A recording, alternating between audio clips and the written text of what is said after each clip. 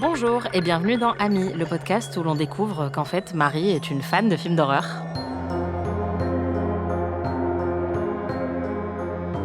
Salut, moi c'est Marie et j'ai dormi plusieurs fois en pleine nature et j'ai pas dormi en fait, tellement j'avais peur, donc j'ai très peur d'aujourd'hui. Et moi c'est Anaïs et on s'apprête à revisiter un autre de mes traumatismes de jeunesse, donc ça va être super fun.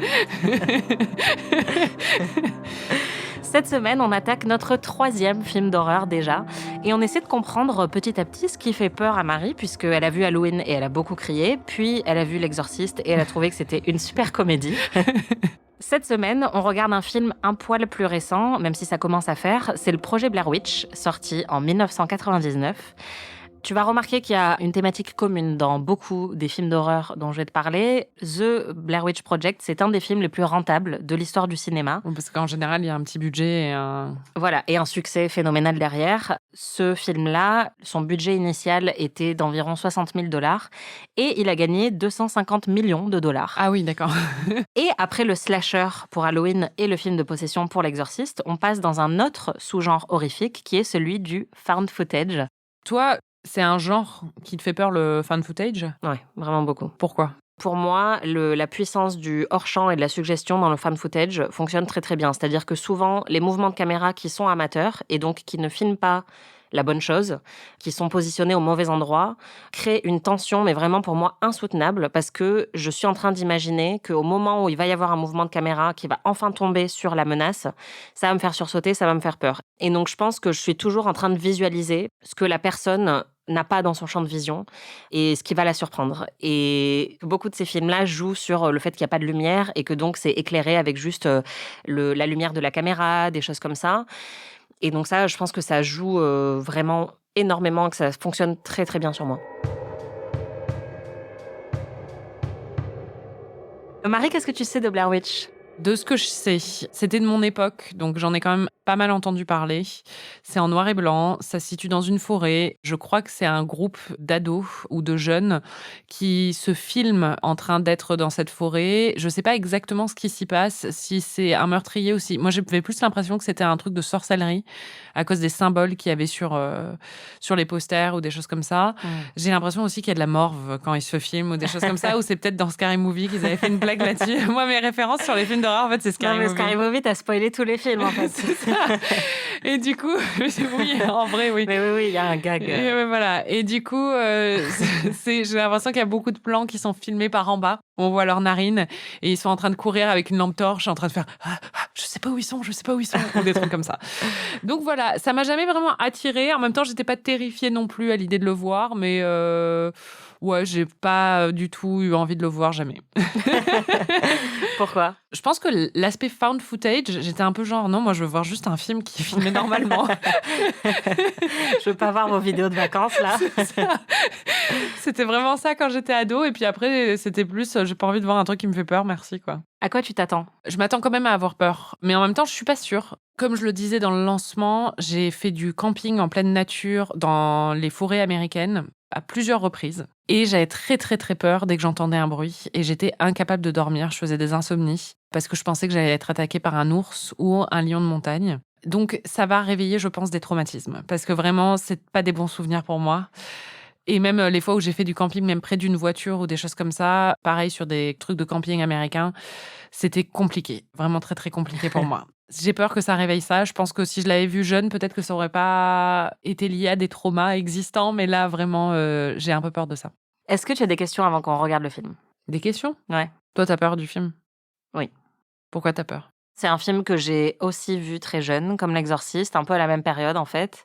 Un petit peu plus âgé quand même, peut-être 13-14 ans. Et je me souviens... Ce podcast, c'est vraiment une pub pour les interdits au moins de... Non, parce que regardez, je suis très saine d'esprit. Je vois pas de quoi vous parlez. J'ai 30 ans, j'ai une veilleuse, mais tout va bien. Non, je rigole, j'ai pas de veilleuse. Mais Et t'as pas 30 ans non plus. Non. On brouille les pistes avec la réalité et la fiction dans ce podcast. Ouais, je l'ai vu assez jeune. En fait, maintenant, j'ai un peu peur de trop te hyper parce que sur L'Exorciste, clairement, moi, j'avais un traumatisme qui, je pense, t'a créé des attentes très hautes sur le fait que t'allais avoir peur. Moi, c'est vrai que je suis biaisée parce que je l'ai vu très jeune. Je me souviens qu'on l'a regardé dans le noir. Je me souviens qu'à la fin du film, avec la copine avec qui je l'avais regardé, on n'arrêtait pas juste de se faire boue bout comme ça, et à chaque fois on sursautait. Alors qu'on était à côté l'une de l'autre, mais on était tellement genre sous tension que on avait encore peur juste d'être assise toute seule sur notre canapé. Je l'ai revu une seule fois pour mon classement des meilleurs films d'horreur. Ah oui, donc t'as vraiment pas envie de le revoir. L'Exorciste, c'était exactement pareil en fait. Et je l'avais pas revu à part quelques scènes. Et quand j'ai revu Blair Witch, je me suis dit ah non, ça me fait encore vraiment peur. Mais peut-être que juste ça appuie sur mes points sensibles à moi. Le found footage, ça me fait peur. Le noir, ça me fait peur. La forêt, ça me fait peur. Honnêtement, je sais pas du tout ce que tu vas penser du film et je sais pas si ça va te faire peur. Et je sais pas si tu vas aimer. Ok. J'imagine que c'est du fan footage. Ils sont peut-être tous morts parce que c'est retrouvé après, donc c'est pour savoir comment ils sont tous morts. Bah tu vas voir, mais c'est le principe du found footage. En tout cas, oui, c'est que c'est filmé sur une petite caméra et donc au début, oui, l'idée c'était qu'on retrouvait une cassette et. Mais bon, bah de toute façon, tu vas très vite avoir quelques éléments de plus puisque, comme pour chaque épisode, tu vas essayer de deviner ce qu'il se passe dans le film en te basant uniquement sur l'affiche. Et donc j'ai choisi de te montrer l'affiche française. Ah oui. Alors, qu'est-ce qu'il y a sur l'affiche ? Ah putain, c'est tellement 2000. On n'a pas eu autant les jetons au cinéma depuis Shining. En octobre 1994, 3 étudiants en cinéma disparaissent dans une forêt du Maryland. Au cours d'un reportage sur la sorcellerie, 1 an plus tard, on a retrouvé leur film, le projet Blair Witch. Ils sont que 3. Ah, ça doit faire un peu peur quand même. Tu pensais qu'ils étaient combien ? Plus nombreux. Ouais. Je pensais qu'ils étaient une dizaine ou un truc comme ça. Donc, d'accord. 3, ça fait peur. Ça, tu te sens vraiment isolé, en fait. Ouais. Et bon, ouais, du coup, il y a un petit symbole qui ressemble à un symbole donc de sorcellerie. Il y a une dame qui pleure avec un bonnet. C'est mon enfer. On dirait vraiment moi quand je suis allée camper, en fait. Dès que je devais sortir et qu'il faisait nuit noire et que j'avais ma lampe torche sur le front et que je cherchais un endroit où faire pipi. C'était toi, la dame qui pleure avec un bonnet. C'était horrible, Anaïs. Et ben voilà. Bon, ben apparemment, ça fait peur et maintenant, j'ai toute l'histoire. Mais tu ne sais pas comment elle va se dérouler sous tes yeux. Peut-être qu'ils vont être possédés par quelque chose et qu'ils vont s'entretuer. Mais que 3, ouais, c'est vrai que ça fait peur, 3. Et puis alors, s'il y en a qui sont tout seuls à un moment... Oh. Bah écoute, vraiment, je ne sais pas du tout à quoi m'attendre. Pour moi, c'est qui tout double. Tu peux totalement trouver ça chiant. Après, l'avantage, c'est que c'est un film qui dure 1h15. Donc, Ah, ça, on aime. Ouais, voilà, ça on aime beaucoup. Bien. Ouais. Bah, on va voir. Hein. Yes, c'est parti. On va voir Blair Witch. Ça y est, on a vu Blair Witch. Et sachez que Marie n'a toujours pas compris quel genre de film on est en train de regarder. Bon, allez, une petite histoire d'amour entre les deux, là. On perd pas les bonnes habitudes. Est-ce qu'il y a des films d'horreur où il y a des histoires d'amour ? Peut-être. Faut que je revoie la liste, mais oui, je peux t'en trouver. Très bien, très bien. Non, mais bon, j'essaie de trouver un truc qui me plairait dans ce film, tu vois. Il faut dire que quand on a commencé, ni toi ni moi n'étions particulièrement enthousiastes à l'idée de voir ce film. Take one. Bah, j'espère qu'il n'y aura pas de take two, hein, parce que je regarde ce film qu'une fois, hein, je te préviens. Bah, moi aussi, c'est un peu ce que j'ai dit la dernière fois que je l'ai vu, donc je suis ravie. Et avant que le film commence, j'ai fait une prédiction qui s'est avérée malheureusement assez juste. Je trouve ça hyper chiant. C'est tellement plus C'est juste un film sur le camping, en fait. Ouais, bah, c'est ma plus grande peur. Non, mais c'est vrai, en plus. C'est exactement ça. C'est exactement ça. Bon, il faut que je vous dise un truc. Ma partie de ce podcast se passe très très mal. Moi, je trouve que ça se passe très bien. Marie, est-ce que tu as eu peur devant ce film ? Pas du tout. Je pense que c'est celui qui m'a fait le moins peur. Et c'est aussi... J'ai pas aimé, en fait. Bah, j'allais dire, Marie, est-ce que tu as aimé ce film ? Non. Voilà. En plus, ça ne dure qu'1h15, temps ressenti 5 heures. On passe notre temps à suivre des gens relous. C'est extrêmement frustrant et les moments d'horreur durent 30 secondes. Je suis désespérée. Je commence vraiment à me poser des questions sur ma programmation, sur mes goûts, sur ma tolérance aux films d'horreur, qui est visiblement beaucoup plus faible que la tienne. Non, mais je suis sûre qu'il va y en avoir. Enfin, on m'a entendu sur Halloween, je hurlais comme une folle. Donc, je pense que évidemment qu'il va y avoir des films qui vont me faire peur. C'est juste que là, honnêtement, j'étais plus énervée par leur incompétence qu'autre chose. On va y revenir, mais avant de rentrer dans les détails, pour ceux qui n'auraient pas vu The Blair Witch Project, est-ce que tu peux nous résumer l'intrigue rapidement ? Eh ben, c'est 3 jeunes insup qui partent dans une épopée camping, qui ne savent pas lire une carte, qui ne savent pas lire une boussole, qui ne savent même pas suivre un ruisseau, et qui se retrouvent coincés, sans bouffe, sans rien, dans les bois, qui commencent à s'insulter et à presque s'entretuer, ce qui aurait été un plaisir à regarder. Mais au lieu de ça, en fait, je crois qu'il y a des enfants qui hantent la forêt et qui les tuent. OK. Et le principe de base, quand même, c'est qu'ils font un documentaire sur une légende de la forêt et sur le fait qu'il y aurait une sorcière qui vivrait dans la forêt. Voilà. C'est important quand même de Oui. préciser. Oui, et c'est du found footage, donc ils filment eux-mêmes ce qu'ils voient. Ce qui m'a énervé aussi. Enfin, donnez-moi un vrai film, quoi.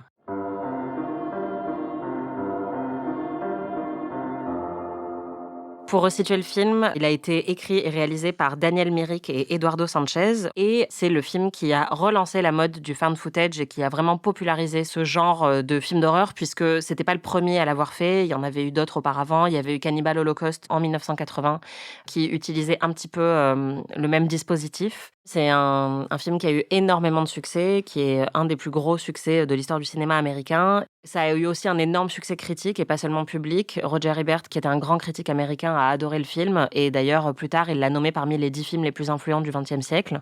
Un des trucs qui est le plus souvent dit sur Blair Witch, c'était que c'était le premier film à avoir une campagne de marketing entièrement sur Internet. Ils ont lancé un site officiel sur lequel il y avait des avis de disparition, des faux rapports de police et ils demandaient aux gens de se manifester s'ils avaient la moindre information sur ce qui se serait passé. Donc, ils ont fait passer le film pour un vrai documentaire et ils ont joué sur cette ambiguïté-là. Et donc, c'était au début d'Internet et le site a énormément tourné. Au bout de quelques mois, ils avaient 160 millions de visites sur le site, ce qui est vraiment pas mal. Nous qui travaillons dans la presse web, on s'en rend compte. Et le film a été présenté à Sundance, au festival de Sundance, pour une projection de minuit. Et à ce moment-là, sur le dossier de presse, les acteurs étaient présentés comme disparus ou décédés. Et même sur le site IMDb, après, pendant longtemps, ils étaient présentés comme disparus ou décédés. Donc, il y a eu tout de suite des rumeurs sur est-ce que c'est faux, est-ce que c'est vrai, est-ce que c'est un documentaire, est-ce qu'on se moque un peu de nous. Et donc, ça a énormément joué sur l'aura du film, qui a aussi été énormément projeté dans des facs. Et donc, voilà, c'est devenu un film très célèbre auprès des jeunes et des ados qui voulaient se faire peur et qui ne savaient pas trop, quand ils le regardaient, ce qu'ils étaient en train de voir. Mais voilà, gros problème, puisque pendant le film, t'étais juste hyper saoulée. Moi, je t'avais dit que c'était peut-être celui de la liste de tous les films que je voulais te montrer qui me fait le plus peur. Donc, la déception a été terrible. J'avais des doutes quand même, je savais pas du tout si t'allais être réceptive au film. Mais j'avoue que là, ouais, c'était un peu la douche froide, à tel point qu'à la fin du visionnage, on a eu un long débat et on a commencé à se demander si je faisais les choses bien et s'il fallait pas que je te montre d'autres films, en fait. On n'a pas commencé à se demander. Tu as commencé à te demander. Je ne remets aucunement en question tes choix. C'est juste que je pense que là, on a enchaîné juste 2 films qui me font pas énormément peur. Pour moi, ça veut pas dire que le prochain va pas me faire peur, en fait. Je comprends que toi, tu sois inquiète. Tu n'as qu'une envie, apparemment, c'est me traumatiser. C'est clair. Ne t'inquiète pas, je vais être traumatisée par certaines choses, c'est sûr et certain. Je suis pas immunisée à la peur ou quoi que ce soit. Je suis quelqu'un d'assez anxieux, donc on trouvera quelque chose qui me terrifiera. Et le problème, c'est qu'il y a 2 éléments. Déjà, il y a l'élément de la peur et on s'est vraiment posé la question du mode de visionnage où on le regarde toutes les deux. Bon, on essaye quand même de le regarder dans le noir, etc. Mais je me suis demandé si ça changerait quelque chose si tu voyais un de ces films seul et si tu avais vu Blair Witch seul, par exemple. Et puis après, il y a autre chose. Il y a le fait que tu n'as pas aimé le film, alors que L'Exorciste, ça t'a pas fait peur, mais tu as aimé le film. Là, Blair Witch, t'as vraiment pas aimé, quoi. Bon, je peux pas refaire l'histoire et je peux pas te dire si... Mais je pense vraiment pas que j'aurais eu peur, même en le regardant toute seule chez moi. Parce que je pense que même en le regardant avec toi, si quelque chose me fait peur, même si c'est un peu peut-être amoindri par le fait d'avoir quelqu'un à côté et de pouvoir commenter, il y a quand même un sentiment de peur qui existe. Là, il était inexistant. Et il n'y a absolument rien dans le film qui m'a même remué pendant une seconde. Vraiment, j'étais complètement impassible, quoi. C'est horrible. J'ai envie de pleurer. Mais non, j'essaie de comprendre pourquoi aussi, parce qu'en fait, le fait est que j'ai campé en pleine nature de nombreuses fois et que pour le coup, j'avais vraiment peur quand je campais en pleine nature. J'avais du mal à dormir, j'osais pas sortir de la tente. Dès qu'il y avait un craquement dans la forêt, j'avais qu'une peur, c'est que ce soit un ours ou un lion de montagne. C'est pas comme si c'était un élément qui allait pas me faire peur. Je pensais vraiment que j'allais être terrifiée. Ouais. Mais ah ouais, ça m'a énervée. Et puis vraiment laissé indifférente sur l'aspect effrayant, quoi. Je trouvais qu'il tirait pas assez le truc. Cette situation de film là, c'est quoi ce film? Je pensais qu'ils allaient être peut-être tués ou des trucs comme ça, qu'on s'amuse un peu là. Ils font que s'engueuler et être perdus dans les bois en fait. Il y a plein de scènes où ça dure 30 secondes. Moi, j'ai pas le temps en 30 secondes. Il y a 30 secondes. T'as pas le temps d'avoir peur. Bah non, où ils sortent de la tente et ils sont là, Jason, Jason, et après 30 secondes plus tard, il fait jour et ça y est, on est reparti pour un tour d'engueulade en se perdant dans la forêt. C'était aussi l'occasion de découvrir le côté le vieux campeur de Marie qui a passé tout le film à dire mais ils savent pas lire une boussole, mais ils savent pas trouver le nord. J'étais là, excuse-moi Marie, tout le monde n'a pas ton expérience en camping dans la forêt profonde. Ce qui est fou, c'est que vraiment, un peu comme toi, quand j'ai vu You've Got Mail, après, je me suis remise en question et je me suis dit peut-être que je l'ai vu trop jeune et que en le revoyant, enfin maintenant, moi, je suis marquée juste parce que je l'ai vu trop jeune et en fait, ce film ne fait pas du tout peur, un peu comme L'Exorciste où les gens qui le voient maintenant à l'âge adulte sont pas du tout impressionnés. Mais ça m'a quand même rassurée de parler à plein de gens autour de moi qui m'ont confirmé que non, eux aussi, c'est un film qui leur fait énormément peur. Mais donc, je trouve que ça va être très intéressant de voir pourquoi toi, ça t'a pas du tout fait peur. Et déjà, on a réalisé pendant le film que ça correspondait pas exactement à ce que t'attendais au final. Même si t'avais deviné un peu la structure et l'intrigue du film, ça correspondait pas trop à tes attentes. Je pensais que ce serait genre 1 heure de juste dans les bois la nuit avec des trucs hyper flippants et tout ça. Et en fait, c'est juste 3 abrutis qui sont perdus dans la forêt et qui sont en train de se gueuler dessus. Donc... Je l'imaginais comme un truc où c'était un groupe de jeunes qui se retrouvaient coincés dans la forêt, mais presque pourchassés dans une forêt pendant une nuit. Je sais pas pourquoi je m'étais imaginé ça, mais pour moi, ils couraient pendant une nuit et ils se perdaient les uns les autres. Et ça, je trouve que ça fait peur, en fait. L'idée d'être dans le noir, dans une forêt, de perdre tes amis, d'être isolé ou des choses comme ça. Mais c'est pas du tout ce qui se passe. Et c'est tous les jours, ça recommence. C'est quand même ce qui se passe. C'est-à-dire qu'ils se perdent et ils sont dans le noir. Enfin, les moments les plus flippants arrivent souvent la nuit. Non, moi, je voyais qui courent avec des gens qui courent derrière et qui doivent se cacher dans des buissons et qui puissent plus trouver leurs amis ou des choses comme ça. En fait, la manière dont eux l'ont conçu, c'était de se baser uniquement sur la suggestion et qu'on voit vraiment quasiment rien puisque l'idée leur est venue de faire ce film quand ils se sont rendus compte qu'ils avaient moins peur en regardant des films d'horreur qui allaient vraiment à fond justement sur les giclées de sang, les trucs comme ça, qu'en regardant des documentaires paranormaux sur on entend des bruits bizarres dans cette maison et on sait pas ce qui se passe et donc en fait tu peux jamais vraiment prouver qu'il y a quelque chose ou pas dans ces documentaires-là, mais eux ça leur faisait quand même peur et ils ont voulu recréer un peu ce sentiment-là. Et donc, clairement, ça n'a pas du tout fonctionné pour toi. Non, mais on en a parlé à la fin quand on a discuté entre nous après le film, mais je pense que j'ai un côté peut-être trop terre-à-terre. Moi, les trucs paranormaux, ça me fait pas peur, en fait. Je crois pas aux extraterrestres. Enfin, s'il y en a, ils sont sur leur planète et ils en ont rien à foutre de nous. Les esprits, je veux bien y croire, mais je pense pas qu'ils s'intéressent à nous faire du mal non plus. Je pense qu'ils vivent leur vie. Enfin, leur deuxième vie. Hein. Ils vivent leur mort. Les trucs de possession, des choses comme ça, mais ça m'effraie, mais absolument pas. Les trucs de sorcellerie non plus, je trouve ça cool en fait. Enfin, la sorcière, j'aurais bien aimé la voir, elle a l'air sympa. Tout ça, ça me fait pas peur en fait. Si par contre, ils avaient été poursuivis par un grizzly, là j'aurais eu peur. ou par un serial killer, là j'aurais eu peur. Donne-moi des vraies menaces. Ouais, en fait, t'y as pas cru, quoi. T'y crois vraiment pas. Enfin, c'est juste que je m'en fiche. En plus, ils étaient tellement pas sympathiques que j'avais vraiment envie qu'ils meurent. Donc, Bon, ça, c'est vrai que c'est un truc assez récurrent. Oui. Et je pense que ça va continuer dans les films que je vais te montrer, malheureusement. Mais il faut dire quand même que ça commençait très mal, puisque au début, ça commence avec un texte qui dit, voilà, il y a quelques années, 3 étudiants sont partis faire un documentaire. Voici les vidéos qu'on a retrouvées. Et c'est censé un peu te mettre dans l'ambiance et commencer l'effet documentaire. Et déjà, rien que ça, c'était trop long pour toi. J'en avais déjà marre. Bon, c'est bon, on a compris.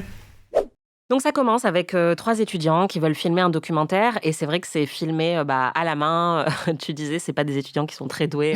Non, c'est ça, c'est des étudiants en cinéma, mais ils sont nuls. Leur école doit pas être hyper exigeante. Et très rapidement, tu as commencé à détester les personnages, surtout le personnage féminin. Oui, alors ça, je pense qu'il y a un gros problème au niveau de l'écriture dans le film, c'est-à-dire que son personnage est détestable, c'est pour ça que je l'ai détesté, et c'est parce qu'il est écrit de façon la plus irritante possible. Après, bon, on peut dire aussi que les 2 mecs ne servent à rien, très clairement, et qu'ils sont tout le temps en train de l'engueuler de façon un peu injuste, mais elle est extrêmement crispante. On va l'entendre, mais je commence à en avoir marre, en fait, d'être mise dans cette position de détester une femme, quoi. How are we gonna get the dad across? Elle est insupportable, mais que la sorcière la tue de suite, là. Enfin... Ah! Elle est insupportable! We just follow what the compass says. We're going straight ahead. We're going that way.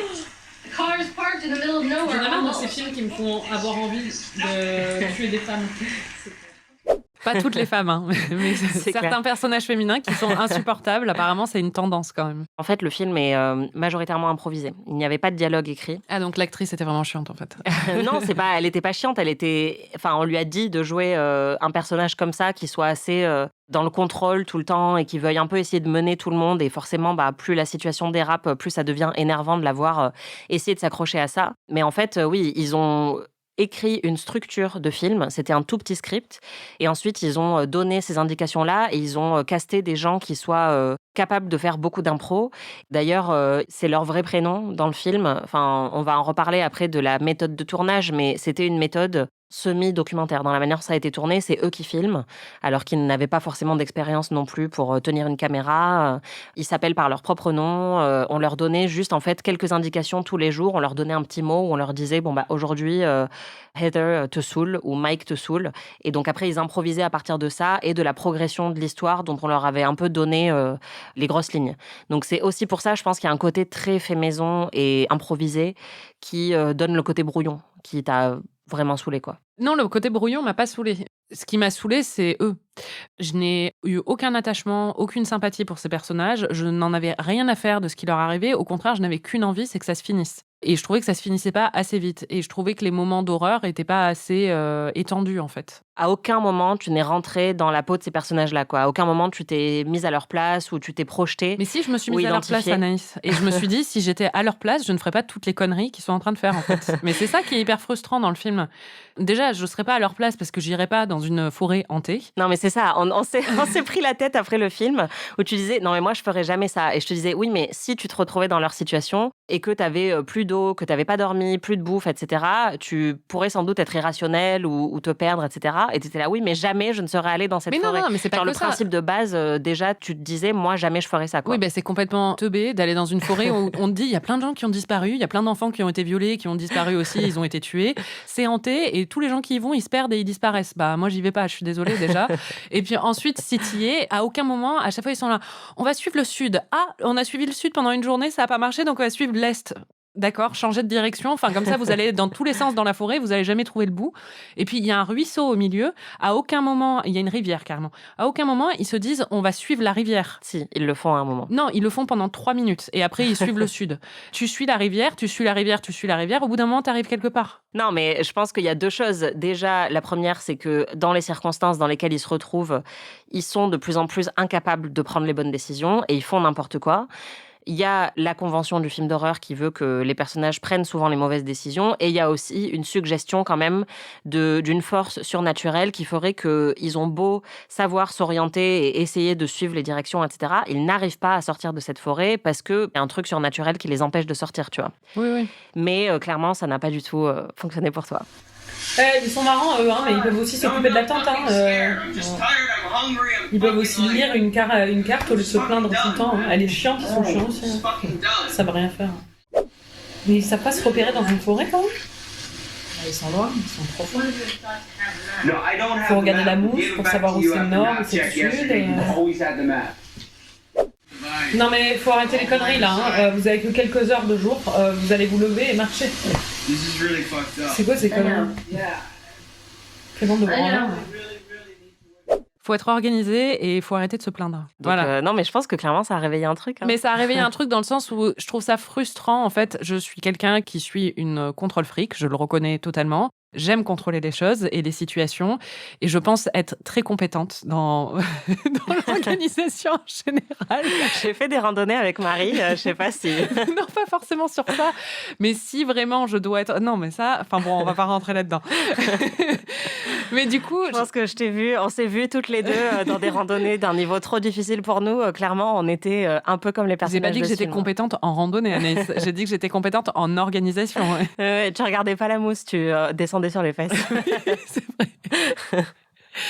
Mais bon, ceci dit, je trouve ça frustrant de voir des gens faire plein d'erreurs. T'as juste envie de rentrer dans le film et de leur dire mais pourquoi vous êtes en train de faire une pause de 20 minutes alors que la nuit va tomber et que vous êtes perdus. Mais parce qu'ils sont fatigués, ils en peuvent plus. Mais enfin, oui, mais c'est un peu des petits cons aussi. Oui, ils sont quand même un petit peu conçus comme ça, mais c'est vrai qu'il y a le désespoir de on n'en peut plus. Enfin, on a marché toute la journée et on s'est retrouvés au point de départ de ce matin.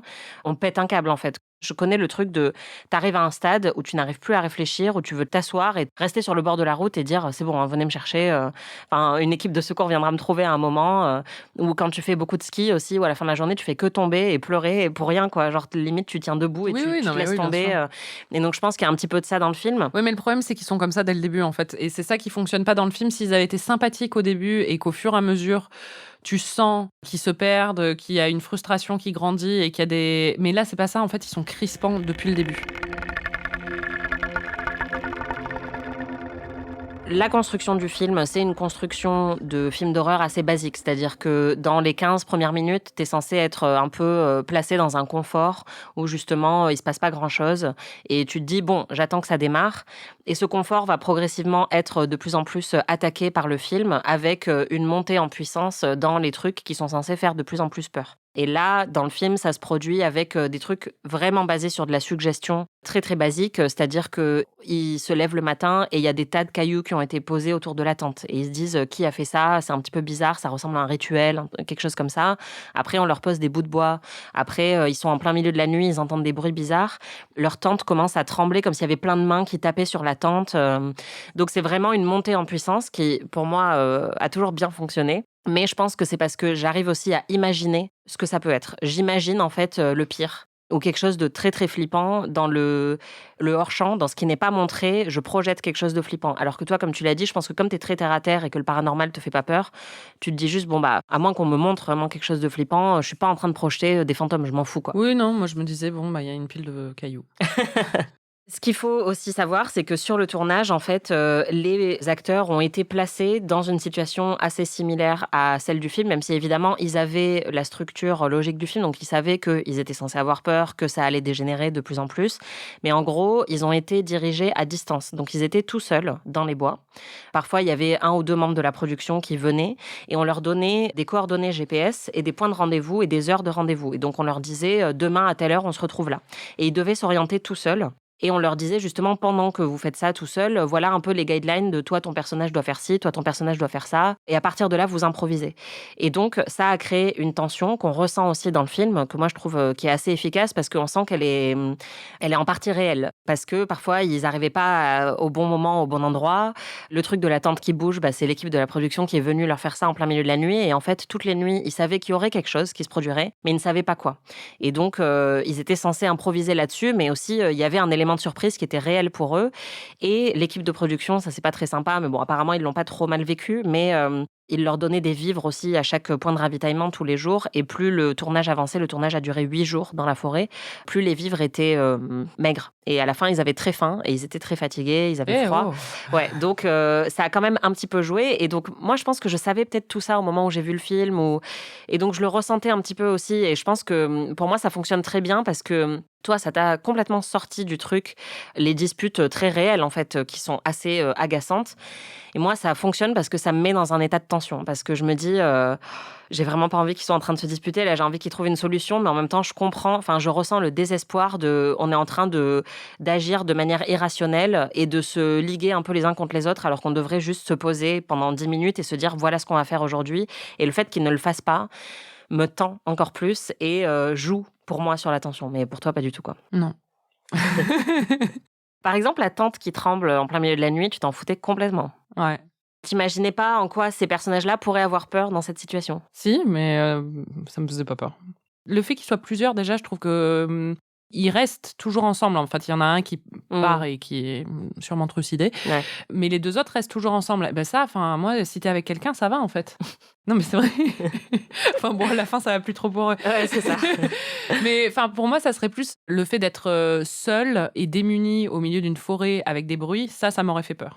Et avec la tente et tout ça. Mais là, ils sont tous ensemble dans la tente. Moi, je pense aussi quand même que le found footage n'est pas vraiment ton genre. Et ça, non, ça c'est sûr. Je pouvais pas trop le savoir avant de te le montrer. Et je regrette pas de te l'avoir montré parce que c'est un film extrêmement influent et que si on part du principe que pour cette saison, on te montre les classiques de l'horreur, celui-là est un classique. Et je pouvais pas te montrer d'autres found footage sans que tu aies vu celui qui a initié tous les autres. C'est-à-dire que Paranormal Activity n'existerait pas sans Blair Witch, etc. Je pense quand même que t'es une esthète. Et tu apprécies les beaux films. Non, mais c'est vrai, je pense que tu es très sensible à une mise en scène qui est très belle. et qui est souvent assez épuré et assez travaillé dans les cadres, etc. Et le fan footage, c'est l'opposé de ça. C'est filmé par les acteurs, généralement. Filmé pas trop bien. Par exemple, dans Paranormal Activity, ils ont pris un acteur qui savait déjà un peu manier une caméra et ils lui ont même dit qu'il filmait un peu trop bien, qu'il fallait qu'il fasse moins d'efforts. Et donc ça, je pense que tout de suite, déjà, ça peut te sortir du truc. Oui, ça. Après, je trouvais que ça fonctionnait bien quand ils faisaient les interviews au début des habitants à côté de la forêt, parce que il y avait un côté documentaire justement et tout ça. Ouais. Mais c'est vrai qu'au bout d'un moment, ça me lasse.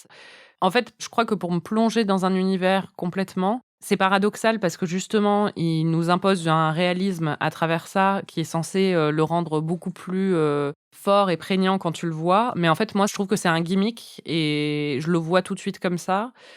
Et comme je le vois comme ça me sort complètement du film. Je pense que dans l'horreur, tu vas voir d'autres films où justement le découpage et le cadrage sont hyper importants pour faire monter une tension et pour susciter de la peur. Et c'est très précis en fait, c'est méticuleux. Et Blair Witch n'est clairement pas ça, puisque c'était des amateurs, des acteurs qui ont filmé. Il y a notamment une scène, il leur arrive un truc dans la nuit et ils commencent à courir, à s'échapper. On entend Heather qui dit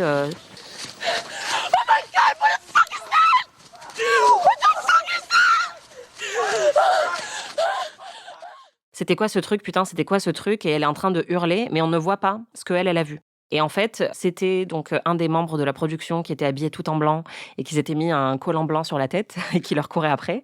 Et elle était censée capter ça avec un mouvement de caméra pour qu'on ait quand même au moins une petite vision de ce truc qui leur court après. Et ils ont essayé de le faire plusieurs fois et elle n'a jamais réussi à le choper. Pour moi, ça marche parce que moi, je me dis qu'est-ce que c'était. Enfin, j'imagine une figure hyper flippante, mais clairement, c'est pas de la mise en scène très travaillée. C'est-à-dire qu'elle a essayé des milliards de fois de choper cette image-là, elle n'a pas réussi.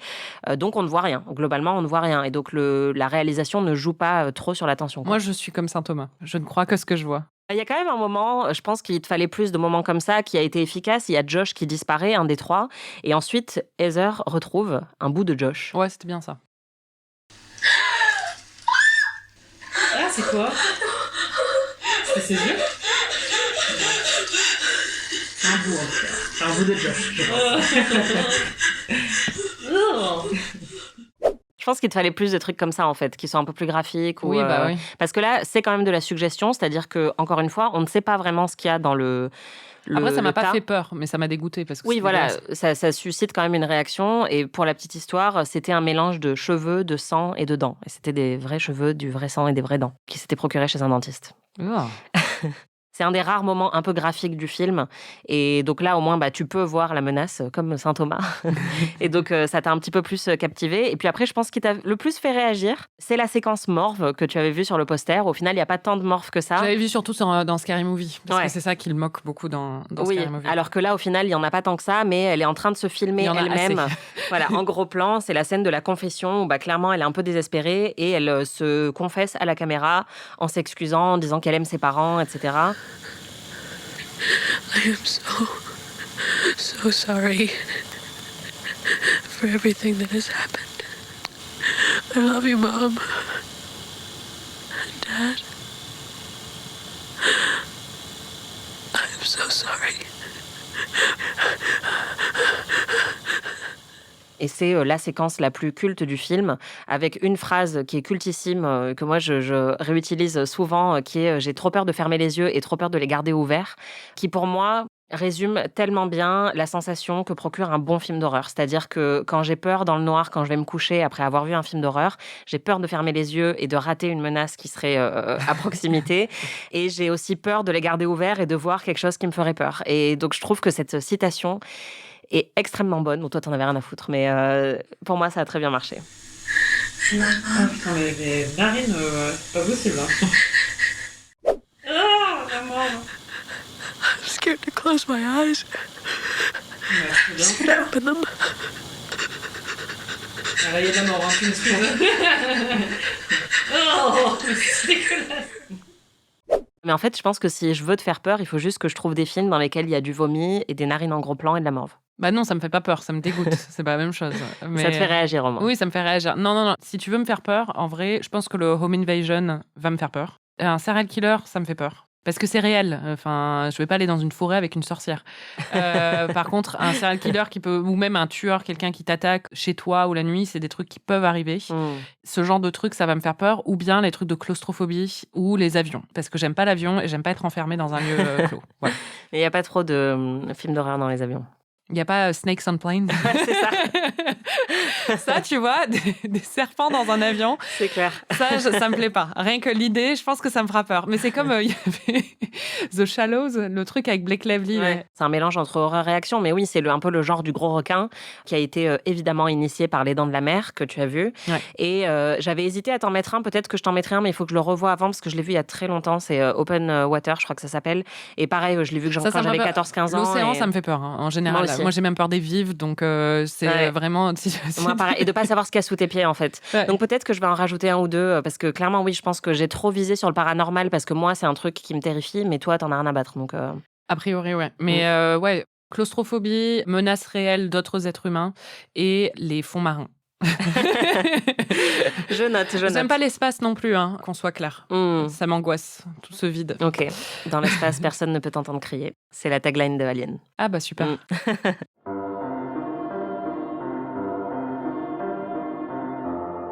Pour finir sur le film, tu penses quoi de la fin, puisque on arrive quand même à la fin à un point de tension suprême où Josh a disparu, il y a des bouts de lui dans la forêt, ils entendent crier en pleine nuit, ils trouvent une maison, ils rentrent dans la maison. C'est une maison abandonnée, c'est hyper creepy, enfin moi je trouve. Moi, si je me retrouvais dans cette maison en plein milieu de la nuit dans la forêt, après genre 8 jours d'affamement, je serais un peu flippée. Oui. Et il y a des traces de doigts d'enfants sur les murs.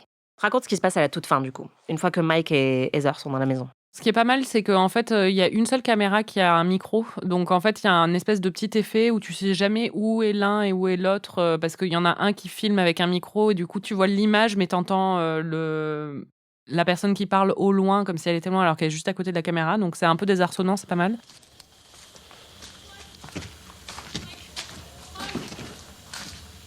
Come on. Come on, I'm in the house. Mike, where are you? I'm right here.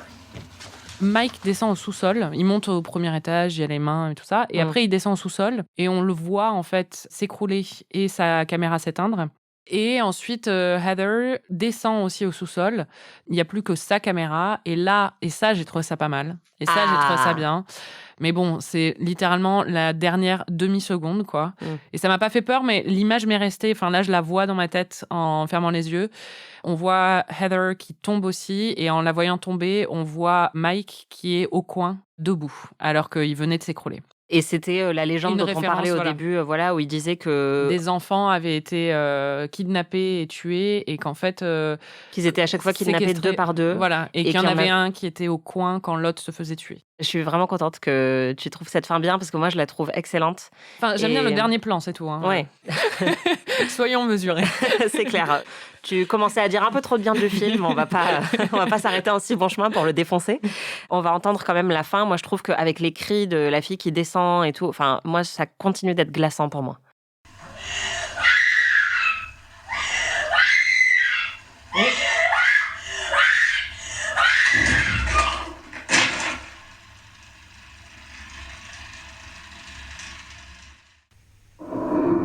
C'est ça?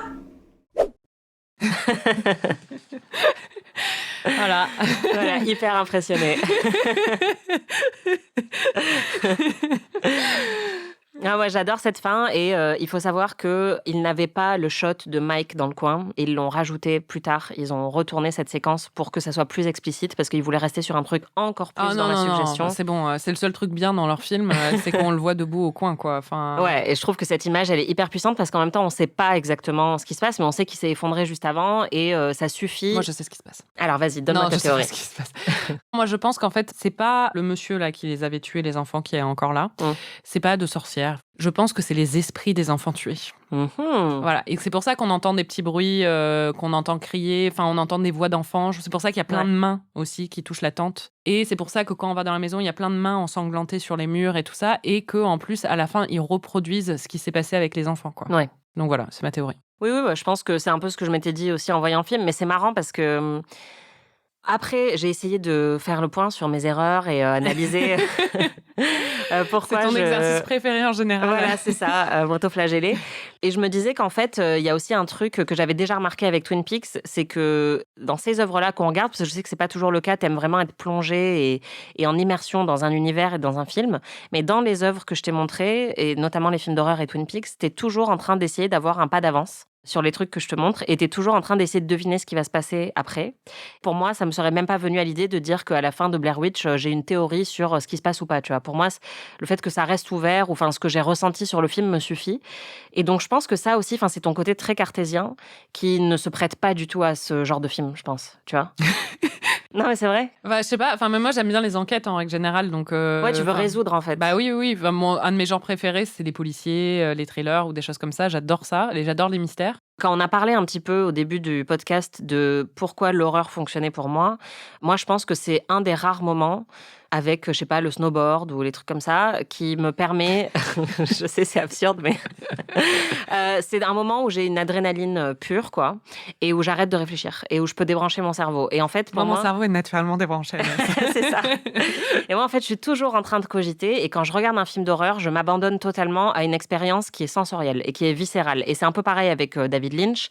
Je suis pas en train de cogiter, je suis juste en train de me laisser porter, et il y a un côté tellement rentre dedans avec le genre de l'horreur que ça me court-circuite totalement toutes mes pensées. Toi, je sais que tu as ce truc-là avec plein de films. Bah non, j'ai ça avec les films romantiques, en fait. Exactement. Non, mais c'est ça qui est marrant, c'est que vraiment, j'ai ça où moi, la façon de débrancher mon cerveau et de me laisser emporter dans un truc qui me transporte, c'est un film romantique. Par contre, les films d'horreur ou les films qui font peur, des choses comme ça, bah oui, enfin, j'ai envie de comprendre ce qui va se passer, et puis j'ai un côté... J'aime bien la logique, en général. Et donc, quand les choses ne suivent pas une certaine logique ou des choses comme ça, où j'essaie de deviner où va le film ou quelle est la logique, je pense aussi que c'est peut-être un mécanisme de défense pour avoir moins peur ou des choses comme ça, d'essayer de prédire ou d'essayer de rationaliser ou de comprendre. Parce que comme ça, tout est clair dans ma tête et j'ai un contrôle dessus. Je pense que c'est l'abandon qui fait aussi peur dans le film d'horreur. Et je l'ai vu avec Blair Witch, tu refuses de t'abandonner, en fait, quoi. C'est vraiment un truc où tu as une barrière et tu... Je me suis bien abandonnée sur Halloween, quand même. Oui, et j'espère que ce sera le cas avec d'autres films. Mais là, il y avait vraiment un truc où je pense, l'identification n'a pas fonctionné. Et donc, comme tu n'avais pas d'empathie pour les personnages, ça t'a sorti du truc. Le found footage n'a pas fonctionné. Mais je voyais aussi, oui, que je pense que tu veux rester en contrôle dans le visionnage de ces films-là. Je pense qu'il y a une part de ça, parce qu'en plus, tu veux te prouver que t'as pas peur ou des choses comme ça, forcément. Mais là, vraiment, ça m'a vraiment pas fait peur. Enfin, soyons clairs, c'était pas une question de contrôle. J'avais même pas besoin de contrôler parce que, en même temps, j'avais un peu envie aussi, parce que, par exemple, sur Halloween, il y a eu un côté un peu grisant d'avoir ce shot d'adrénaline où t'oublies tout et t'es dans un truc complètement viscéral de réaction à certaines scènes ou des choses comme ça. Et moi, ça me disait bien de revivre ça à nouveau devant Blair Witch. Et j'ai toujours pensé que j'aurais peur devant ce film parce qu'on m'en parlait depuis l'adolescence et que voilà. Et là, vraiment, j'étais surprise, en fait. Je me disais, mais c'est quoi ce truc, quoi?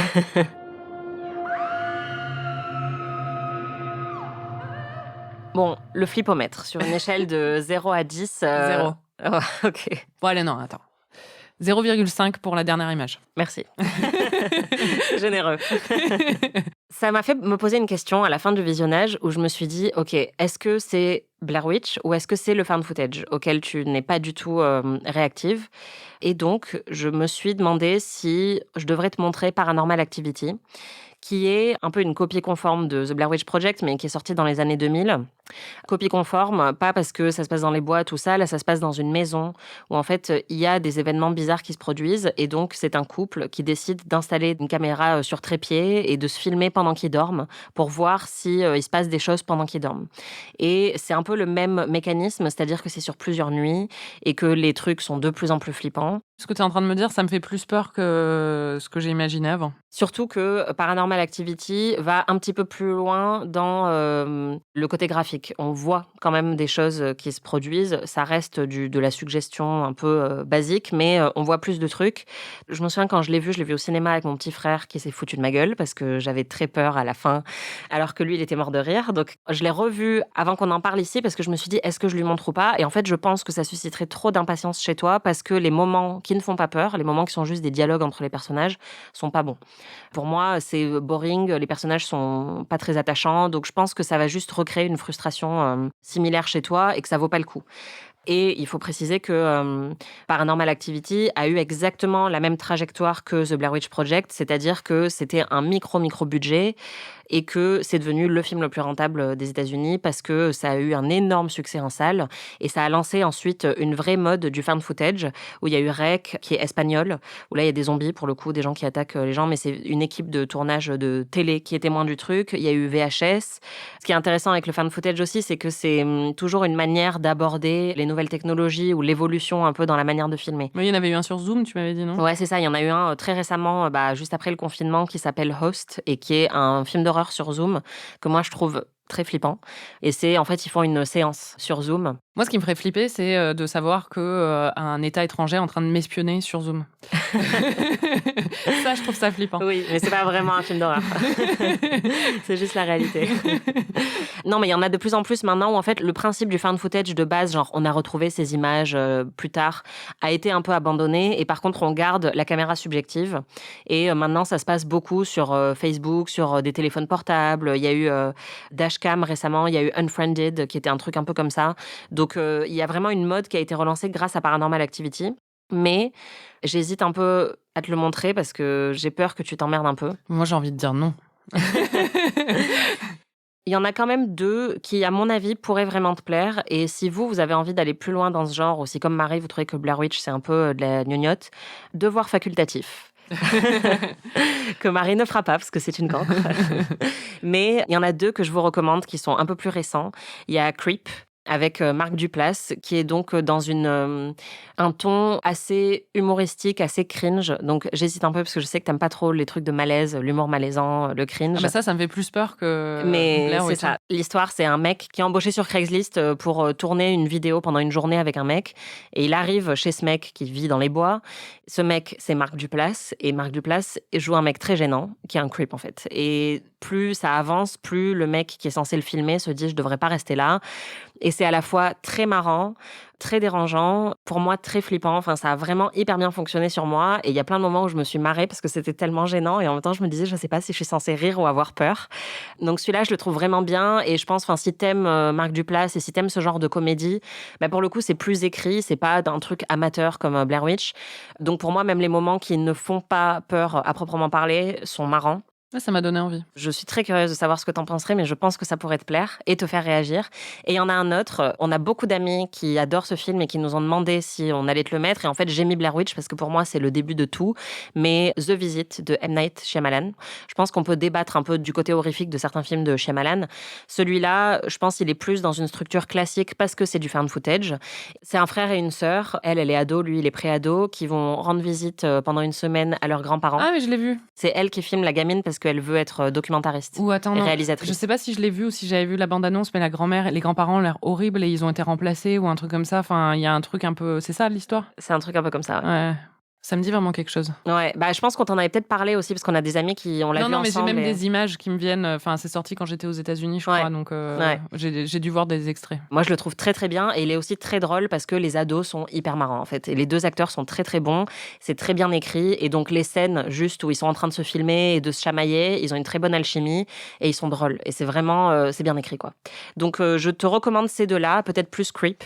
Et à vous, chers auditeurs et auditrices, je vous recommande ces 2 films si vous avez envie de voir du found footage qui va peut-être un peu au-delà de ce que font Blair Witch et Paranormal Activity. Je me suis dit, après cette expérience traumatisante pour moi, que on a été un peu trop sympa avec toi et qu'il faut qu'on crée des règles peut-être plus strictes sur ton mode de visionnage pour maximiser l'attention que tu puisses ressentir devant ces films. Et donc déjà, bon, c'est un peu ce qu'on fait, mais il faut que tu regardes dans le noir. Oui, on le fait à chaque fois. Et peut-être regarder le soir, parce qu'à chaque fois, on a quand même plutôt établi le fait qu'on le regarde l'après-midi. Sauf l'Exorciste, on l'avait fait le soir. Ouais. Et le truc sur lequel j'ai le plus hésité, c'est te faire regarder un film seul ou pas, parce que je pense que ça joue de regarder un film d'horreur seul. Mais forcément, comme on s'enregistre pendant qu'on les regarde, ça donnerait pas la même expérience si tu les regardes tous seuls. Mais j'aimerais bien t'en donner un à voir seul pour voir ce que ça te fait et si ça change quelque chose et que toi, tu t'enregistres à la rigueur toute seule et que tu me racontes après ce que ça t'a fait et si ça a joué ou pas dans ton expérience. Et donc, moi, j'aurais bien aimé te donner à regarder Creep, par exemple, mais je me suis posé la question, est-ce qu'il y en a un de film d'horreur qui te fait vraiment, vraiment très, très peur ou que tu t'es toujours dit, ça, je ne veux pas ou je ne peux pas le regarder? J'ai vu tout Hitchcock, sauf un film d'Hitchcock, où je pense que c'est de l'horreur, c'est Psychose. Ouais. Et je l'ai jamais vu, alors que j'adore Hitchcock, parce que je suis terrifiée à l'idée de le voir, quoi. Enfin, c'est vraiment... j'ai toujours eu peur de voir Psychose. Et l'autre film, c'est Hereditary, où j'ai vraiment très peur de le voir. Ouais. Parce que j'ai entendu des choses sur ce film, ça a l'air dégueulasse, en fait. Je pense que tu vas être surprise quand tu vas voir Hérédité, parce que j'ai prévu de te le montrer. Et je l'ai plutôt prévu effectivement pour la fin, pour que tu aies eu le temps d'en voir d'autres avant. Je sais pas ce qui est le mieux. J'ai envie de te challenger un peu, parce que clairement, tu es très résistante aux films d'horreur que je te montre. Donc, je sais pas quel est le meilleur challenge. Moi, Psychose me fait pas peur, mais je comprends évidemment pourquoi il est très efficace. Peut-être qu'on peut le caser à un autre moment. Bon, allez, je vais regarder Creed, Ou je vais te alors, faire un plaisir. J'ai aucune envie, en fait, je vais devoir faire ça un soir chez moi. Mais t'as aucune envie de regarder Creep par rapport à Psycho, tu veux dire? Non, j'ai aucune envie de prendre une soirée pour regarder un film toute seule chez moi qui va me faire peur, quoi. Mais on va le faire. C'est pour l'expérience de ce truc. C'est le jeu du podcast aussi. Bah non, le jeu du podcast, c'est qu'on regarde un film toutes les 2 semaines d'horreur, qu'on le commente ensemble, et voilà. Mais là, je vais aller au-delà. Bravo. Moi, je te donnerai pas des devoirs Facultatif. Extra-Q. Mais moi, je veux bien que tu me donnes des devoirs extra-Q. Vraiment, moi, si tu me donnes des devoirs à faire... je vais te faire lire un livre. Bah ouais, grave. Ah, ok, très bien. Ok, bon, bah, très bien. Ouais, moi, je suis partante. J'aime être cobaye. C'est ça le truc, c'est que toi, tu mets pas assez du tien-mari. Ok. Bon, allez, Anaïs, je vais regarder Creep chez moi un soir. J'aime bien Marc Duplass. Ouais. Et on va voir si ça me fait peur ou pas. Bah écoute, merci de te prêter à ce jeu. Je n'ai pas le choix. Et donc, d'être de rien. d'être courageuse.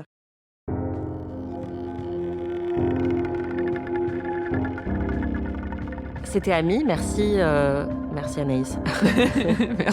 Merci Marie. Merci Marie. Merci Anaïs.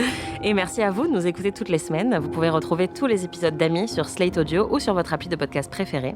La semaine prochaine, Marie va me faire découvrir un film que j'ai envie de voir depuis des années, Coup de foudre à Notting Hill. Si vous voulez le regarder pour vous préparer, le film est dispo sur Netflix. En attendant, si vous avez aimé ce podcast, parlez-en autour de vous et n'hésitez pas à nous mettre 5 étoiles et un petit commentaire. Salut! Ami est un podcast d'Anaïs Bordage et Marie Telling, produit et réalisé par Slate.fr sous la direction de Christophe Caron et Benjamin Ours. Production éditoriale, réalisation et montage, Aurélie Rodriguez. Musique, Victor Benamou.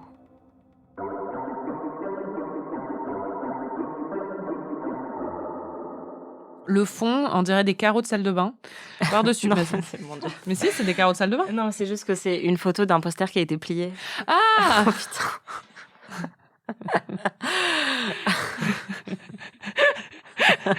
Mais excuse-moi, montre-moi une bonne photo, quoi.